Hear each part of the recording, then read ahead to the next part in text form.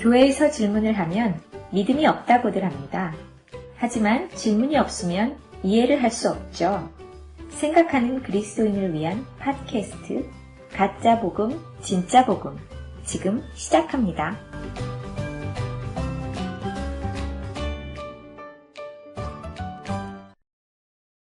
안녕하세요. 박원일입니다. 매주 수요일 그리스도인들이 별 생각 없이 입에 달고 사는 교회의 일상 언어를 하나씩 되짚어보는 시간을 갖고 있습니다. 그동안의 믿음, 복음, 죄, 회개, 천국 이런 것들을 살펴보면서도 사실 우리가 가장 많이 입에 달고 사는 하느님이라는 말에 대해서는 그냥 미뤄왔는데 매 에피소드마다 자꾸 하나님이라는 말이 등장하다 보니까 더 이상 미룰 수가 없어서 오늘은 그것을 먼저 짚고 넘어가기로 합니다. 하느님이 무엇인가? 누구신가? 당연히 물어야 하는데 바로 여기에 어려움이 있습니다. 모르는 것을 물어볼 수는 없고 자신의 경험을 기초로 묻게 됩니다. 어느 정도 알아야 질문을 할 수 있다는 말입니다. 그리스도인들은 하느님을 창조주라고 고백하는데 그럴 때 우리는 피조물이 됩니다. 이렇게 볼 때 창조주와 피조물 사이에는 어떤 건널 수 없는 강이 형성됩니다. 한 중세 신학자의 말로 하면 신과 인간 사이의 존재의 질서가 다르다는 말입니다. 사람과 동물은 거의 비등한 존재의 질서를 가졌음에도 소통과 이해의 어려움이 있는데 하물며 신과 인간이 창조자와 피조물 사이로 있게 된다면 그 크게 다른 존재 질서 사이에서 어떻게 소통과 이해가 가능할까? 하느님에 대해 설명하려면 하느님을 아는 자가 있어야 하는데 이미 말한 대로 존재 질서에 차이가 나는 인간이 하느님을 알 수는 없는 노릇입니다. 그렇다면 하느님을 누가 가르쳐주나? 그래서 등장한 것이 특별 계시라는 생각입니다. 어떤 식으로든 하나님의 보냄을 받은 자가 하느님에 대해 가르쳐주는 도식입니다. 여기에 지식, 어떤 안다는 것에 대한 소유권, 독점권이 생기게 되고 그래서 나는 알고 너는 모른다. 그러므로 너는 내 말을 따라야 한다. 그런 생각이 등장합니다. 그리스도교의 정치 제도라는 것이 이것에 기초합니다. 하느님을 이해하는 또 다른 방법이 있는데 왜? 라는 질문을 통해서입니다. 왜 하느님을 말하는가? 그 말을 통해 표현하려는 실체는 무엇인가? 질문과 전제가 다릅니다. 하느님이 무엇인가? 하느님이 누군가를 묻는 질문이 존재론적 이해라고 본다면 왜라는 질문은 실존적 이해에서 출발합니다. 하나는 나와 별 상관이 없는 질문이고 또 다른 하나는 내 필요에 의한 질문입니다. 신학의 방법론에서 볼 때 앞의 것은 위로부터의 신학하기, 곧 우리가 모르는 어떤 것을 위에서부터 계시를 통해 알려주는 모델이고 또 다른 하나는 우리들 일상 경험을 기초로 하는 것입니다. 전자가 전통적인 교회 신학이 채택한 방법이라면 후자는 흑인 신학이니 여성 신학, 해방 신학이 추구했던 것으로 아래로부터의 신학하기입니다. 우리들의 경험을 말로 표현하면서 그 질문 속에 드러난 대상을 우리가 하느님이라고 부르기로 합니다. 위로부터의 신학, theology from above, 이것이 계시와 복종을 중시했다면 아래로부터의 신학하기, theology from below, 이거는 설득력을 바탕으로 합니다. 혹자는 묻지요. 왜 하나님이라고 안 그러고 하느님이라고 하냐? 그리스도교 내부에서조차 이 용어의 통일성이 없습니다. 가톨릭은 하느님이라고 쓰는 반면에 대부분 개신교에서는 하나님이라고 씁니다. 그리고 마치 이 둘이 서로 다른 신을 가리키고 있는 양 오해하는 사람들도 있습니다. 언어학적으로 하느님이란 하늘님에서 출발합니다. 한글이 1933년부터 아레아를 폐기하게 되는데 하늘의 옛 형태가 하날. 근데 거기서 아레아를 버리게 되면 하늘로 표기하게 되고 여기에 존칭 전미사 님이 첨가되면서 하늘님이 됩니다. 그리고 딸님을 따님으로, 아들님을 아드님으로 발음하는 것처럼 하늘님은 마침내 하느님으로 발음하게 됩니다. 이렇게 보면 언어학적으로 하느님이란 본래 하늘님, 거기서 나온 말로 우리가 생각하던 하나의 존재라는 의미와는 다른 것입니다. 일부 그리스도인들이 말하듯 하나님은 다른 신들과 구분된 한 분 하나님, 곧 유일신 개념을 담고 있다고 주장한다면 이것은 논리적으로 문제가 있습니다. 하나님이란 말은 추상명사 God, 하느님의 이름을 붙인 것입니다. 그리고 하나님에서 하나란 둘로 갈리기 이전 통으로 전체를 의미하는 것으로 이미 유일성을 갖게 됩니다. 그런데 거기에 또 한 분 하나님이라고 말하면 매우 어색해집니다. 유일성에다가 또 하나를 붙였기 때문에 그렇습니다. 별 하나 별 둘은 말이 되지만은 달 하나 달 둘이라고 말하지 않는 이유는 해와 달은 이미 유일성을 가진 하나이기 때문에 그렇습니다. 이미 하나밖에 없는 존재에 또 하나라는 수식어를 쓰는 것은 자가당착입니다. 한 분 하나님, 이런 이해는 신학적으로도 문제가 되는데 하나는 다수를 전제합니다. 하나, 둘, 셋 하는 것처럼. 성서에서 말하는 유일신이란, 특별히 이 히브리 성서, 구약 성서에서 말하는 유일신이란 신이 하나 있다는 말이 아닙니다. 여러 신들 중에 하나를 선택한다는 그런 정체성 선언이라고 보아야 옳습니다. 그래야 한 분 하느님이라는 표현이 말이 됩니다. 우리는 한 분 하느님을 섬기지 둘을 섬기지 않겠다는 선언입니다. 앞에서 여러 번 강조했듯이 교회에서는 하느님을 섬기고 세상에 밖에 나가서는 바알이나 맘몬을 섬기는 그런 짓을 안 하겠다는 선언입니다. 우리가 신, 어떤 절대적 존재를 어떻게 부르든 그것은 편의상 이름 짓기에 해당합니다. 소통이 목적입니다. 노자의 도덕경 첫 장은 도에 대해 설명하면서 그 이름에 매이지 말 것을 가르칩니다. 도에 대해서 도라고 말할 수는 있으나 그렇다고 항상 도라고 말해야 하는 것은 아니다. 어떤 이름에 대해서 그 특정 이름을 통해 부를 수는 있으나 꼭 그 이름이야 하는 것은 아니다라는 가르침입니다. 이어서 설명하는 구절, 무명 천지지시, 유명 만물지모. 이거의 문자적 이해는 무명, 이름 없음은 천지의 시작이고 유명, 이름을 붙이는 것은 만물의 어머니다. 우리들 이해와 관련해 다시 생각해보면 이름을 붙이기 이전은 아직 뭐라고 말할 단계가 아니고 표현 이전의 단계이기 때문에 이름을 붙인 후에야 비로소 소통이 가능하다는 말이 되겠습니다.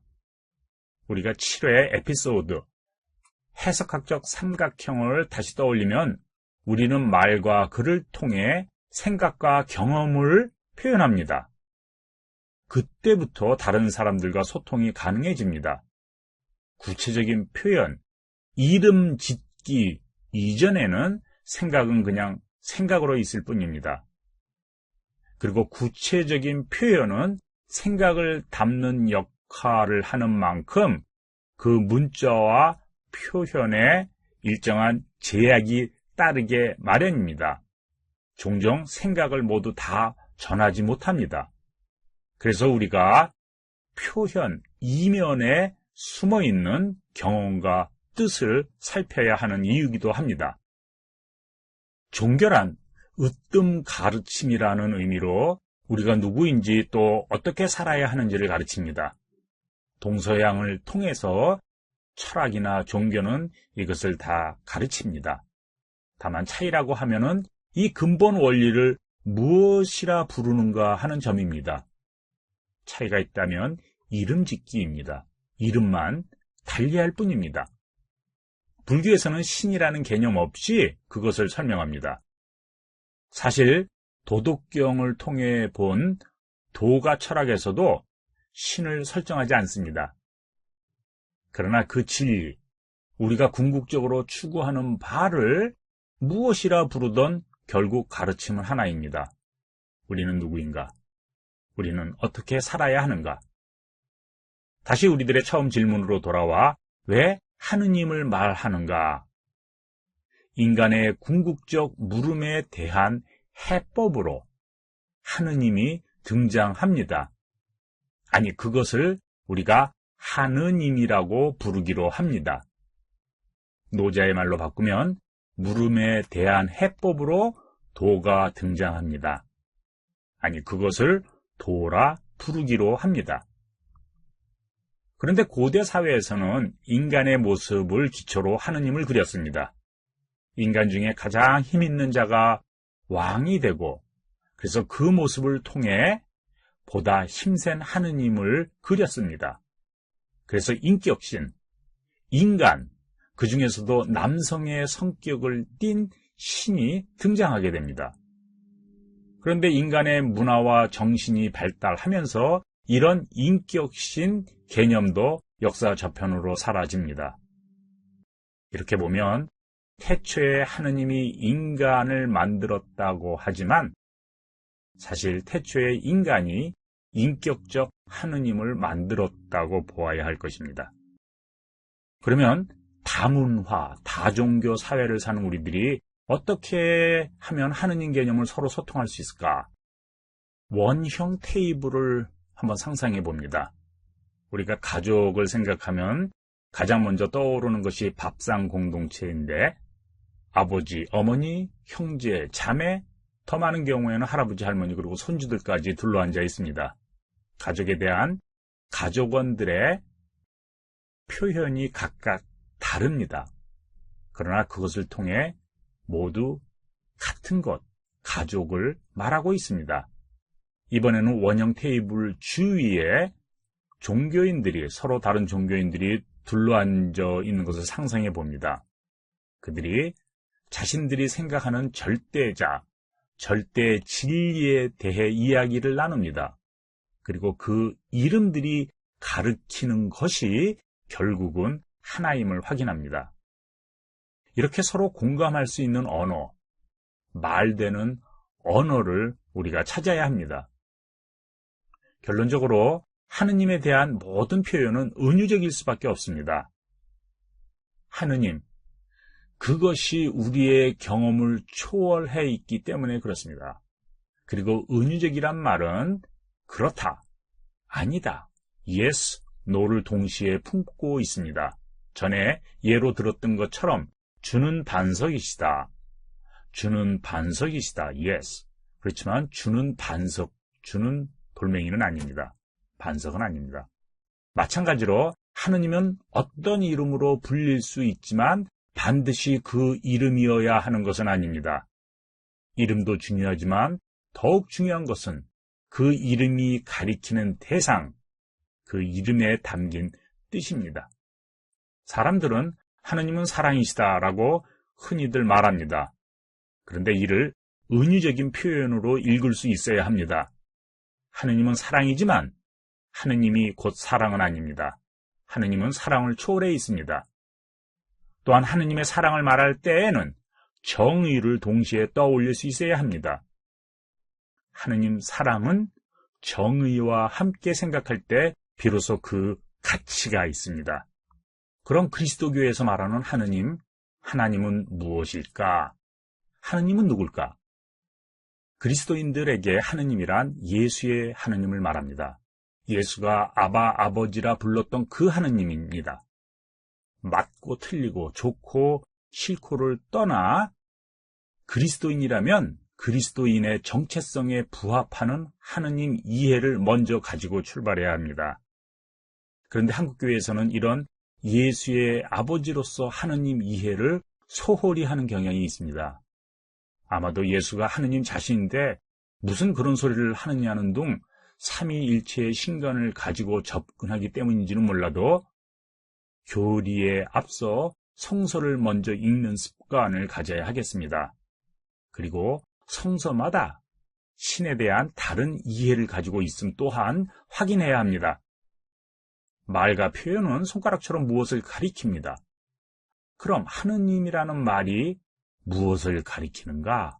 그 뜻하는 바를 이해해야 합니다. 하느님, 하나님, 그 이름에 매이지 말라는 교훈입니다. 하느님과 나와의 관계에 있어 하느님은 건널 수 없는 존재론적으로 절대적으로 다른 존재인가? 혹은 나와 하나인가? 이것은 대단히 큰 차이입니다. 동양사상, 최소한 불교와 도가에서는 이 둘을 다른 것으로 여기지 않습니다. 노자 도덕경 이야기를 계속하면 이름의 없음과 있음, 무명과 유명, 이 둘은 하나이되 나와서 이름만 달리할 뿐이다. 우리가 하느님의 형상으로 지음받았다. 이것을 은유적 표현으로 읽으면 어떨까? 도가 철학의 말로 하면 본래 하나인데 나와서 이름만 달리 되었다. 그렇게 볼 수도 있습니다. 이런 이단적인 생각을 하다니 어느 분이 그렇게 생각하실 수도 있는데 제가 왜 이 주제를 이렇게 미루어 왔는지 짐작하실 수 있을 겁니다.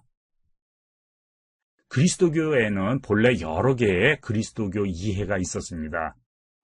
초기에는 복음서도 20개 이상 있었고, 그런데 정경 작업을 통해 가지치기를 한 결과 현재는 4개의 복음서만 정경에 들어가 있지만 로마복음과 같은 영지주의 복음서는 이미 우리에게 잘 알려져 있습니다. 신약 성서 내에서도 복음서와 바울 서신은 그 성격을 달리합니다. 이렇게 서로 다른 그리스도교 이해는 우리들 생각의 지평을 넓혀줍니다. 창세기에서 하느님의 형상을 따라 인간을 만들었다는 표현이나 예수님의 산상수훈에서 하느님의 온전하신가 같이 너희도 온전하라는 명령은 우리가 하느님의 성품을 가지고 있음을 전제하는 말입니다. 교회가 인간의 타락을 강조한 나머지 종교, 으뜸 가르침으로서의 그리스도교가 한갓 면죄부나 파는 그런 매장으로 전락한 것은 참 안타까운 일입니다. 우리가 다른 종교와의 대화를 통해 얻고 배울 점이 있다면 이렇게 공통 경험과 질문에 대한 다른 이해와 접근 방식입니다. 우리가 미처 생각하지 못했던 말을 배우는 것이야말로 종교 간의 대화가 우리에게 줄 수 있는 가장 큰 선물이라고 할 수 있습니다. 결국 그리스도인들이 믿고 주장하는 바를 자신들의 개토화된 말이 아닌 다른 종교인들의 언어로 표현할 수 있을 때 우리는 비로소 그리스도교를 이해했다고 말할 수 있습니다. 마찬가지로 불교의 핵심 가르침을 우리들 말로 옮길 수 있어야 불교를 제대로 이해했다고 할 수 있습니다. 하느님 혹은 하나님을 통해 말하고자 하는 그 존재는 우리가 쓰는 교리적인 말에 매이지 않고 그것을 넘어선 존재입니다. 일단 그 존재에 눈을 돌리게 되면 말과 이름은 잊게 됩니다. 그러나 다시 그 이해를 남과 소통하려면 하느님, 하나님과 같은 말을 빌어 표현하게 되는데 그렇다고 해서 이해가 그 말에 제한되어서는 안 될 것입니다.